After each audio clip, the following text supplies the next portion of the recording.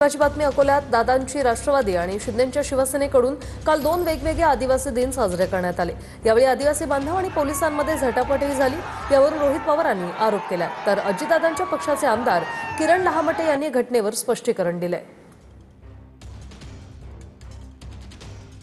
अकोलेमध्ये ही घटना घडली, लाठीचार्ज झाला, पण विषय एवढाच होता, कदाचित असं आम्हाला कळतंय उपमुख्यमंत्री साहेबांचा कॉन्वॉय तिथं जात होता आणि त्या कॉन्वॉय जात असताना जागा कुठंच नव्हती, गर्दी मोठ्या प्रमाणात होती।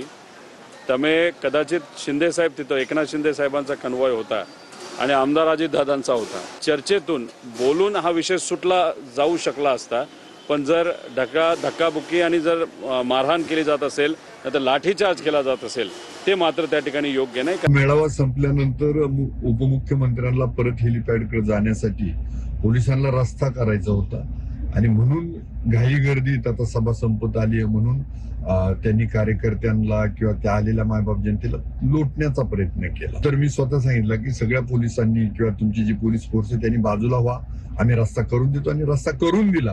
पण त्यांनी जो आताताईपणा केला, ढकलण्याचा, कार्यकर्त्यांना ढकलण्याचा, त्याचा आम्ही निषेधच करतो। याची सगळी दखल सरकारने घेतली पाहिजे। झालेला प्रकार जो आहे तो अनुचित आहे, याबद्दल आम्ही संयमाने घेतला, कारण आम्हाला माहित आहे एवढी मोठी संख्या आहे, त्याच्यात काही पण होऊ शकतं। तुम्ही चुकल्या तर आम्ही चुकणार नाही, पण याचा हिसाब होणार।